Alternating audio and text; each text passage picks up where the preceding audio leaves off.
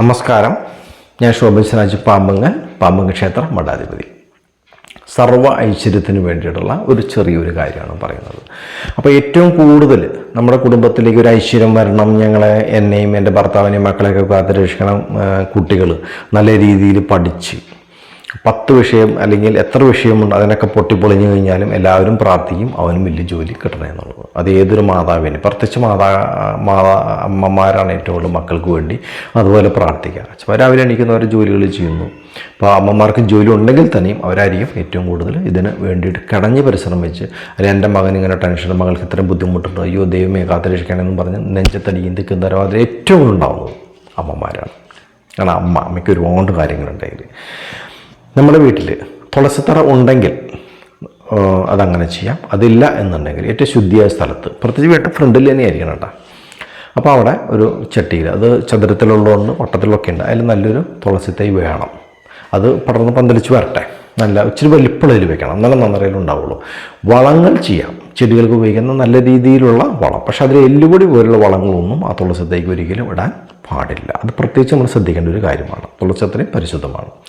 നമ്മൾ രാവിലെ എണീറ്റ് കുളി കഴിഞ്ഞ് വരുന്ന സ്ത്രീയായാലും പുരുഷനായാലും മക്കളായാലും അവിടെ വന്നിട്ട് നമ്മുടെ കുലദൈവത്തെയൊക്കെ നമ്മളെ വീടിൻ്റെ അറിയത്ത് നിന്നിട്ട് എവിടെയെങ്കിലും കുളിച്ച് കഴിഞ്ഞ് വരുന്ന മനസ്സറിഞ്ഞ് ആദ്യം നമ്മുടെ കാരണന്മാരെ പ്രാർത്ഥിക്കുക, കുലദൈവത്തെ പ്രാർത്ഥിക്കുക, തട്ടകത്തെ ദേവദേവന്മാരൊക്കെ പ്രാർത്ഥിച്ചതിന് ശേഷം നമ്മൾ അവിടേക്ക് വന്നതിന് ശേഷം നമ്മൾ തുളസി ദേവിക്ക് ഒരു മൊന്തയിലോ കിണ്ടിയിലോ കുറച്ച് വെള്ളം എടുത്ത് 3 തവണ ചെറുതായിട്ടൊന്ന് അഭിഷേകം ചെയ്യുക.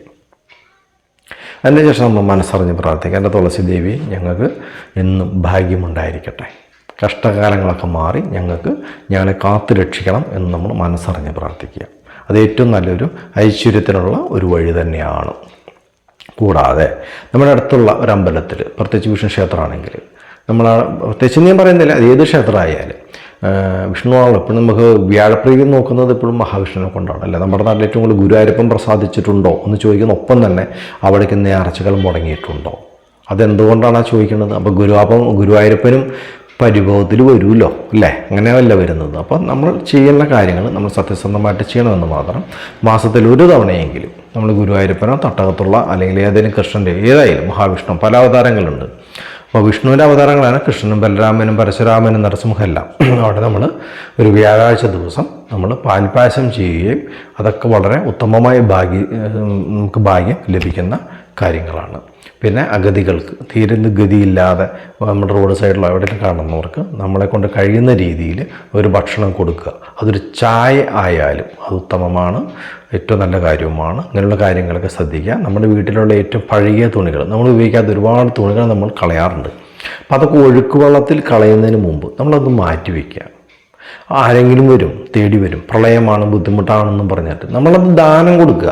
അവരതുകൊണ്ടിട്ട് എന്ത് ചെയ്യണം നമ്മൾ നോക്കിയിട്ട് കാര്യമില്ലല്ലോ. നമുക്ക് അവർ പിന്നാലെ ഇവിടുന്ന്, അപ്പോൾ ആസാമിൽ നിന്ന് വരുന്നു, അവിടെ പ്രളയമാണ്, മിക്കവാറും വെള്ളപ്പൊക്കത്തിൻ്റെ രീതി തന്നെ അവർ വന്ന് ഇവിടുന്ന് മേടിച്ചു കൊണ്ടുപോകുന്നു. നമുക്ക് ഇവിടുന്ന് ട്രെയിൻ കയറി പോകാൻ പറ്റുമോ? ആസാമിലേക്ക് അവരെന്താ ചെയ്യണമെന്ന് ചോദിച്ചിട്ട് അത് നമ്മൾ നോക്കേണ്ട കാര്യം. അവർ വസ്ത്രം ചോദിച്ചു വരുന്നു, നമ്മളത് കൊടുക്കുന്നു. അതാണ് നമ്മൾ ചെയ്യേണ്ട ഒരു കാര്യം. അല്ലെങ്കിൽ ഒരാൾ ഭക്ഷണം ചോദിച്ചാൽ നമ്മുടെ വീട്ടിൽ വരുന്നു, ഇയാളെ കണ്ടിട്ട് കുഴപ്പമില്ലല്ലോ, ഭക്ഷണം കൊടുത്തെങ്കിൽ എങ്ങനെയാവും, ഓയിൽ തട്ടിപ്പാണോ എന്ന് നമ്മൾ കൊടുക്കുക, ഭക്ഷണം കൊടുക്കുക. ഭക്ഷണമല്ലേ ചോദിക്കുന്നത്. പക്ഷേ കള്ളന്മാരും കയറി വരും കേട്ടോ. സ്പ്രേ അടിക്കുക, പ്രത്യേകിച്ച് പിന്നെ മറിഞ്ഞടിച്ച് വീഴുക, അത് എന്നിട്ട് ഉള്ളതൊക്കെ കൊണ്ടുപോകും. ഇതൊക്കെ നമ്മൾ മനസ്സിലാക്കിയിട്ട് വേണം വീട്ടിൻ്റെ അകത്തേക്ക് കയറ്റാൻ. അതിനൊക്കെ ഉത്തമം നമ്മൾ അവരെയൊക്കെ കള്ളന്മാരായിട്ട് ആരും കാണാൻ പാടില്ല. പക്ഷേ കള്ളന്മാരുണ്ടോയെന്ന് വെച്ചാൽ ധാരാളമുണ്ട്. അത് നമ്മൾ ശ്രദ്ധിക്കേണ്ട കാര്യം തന്നെയാണ്.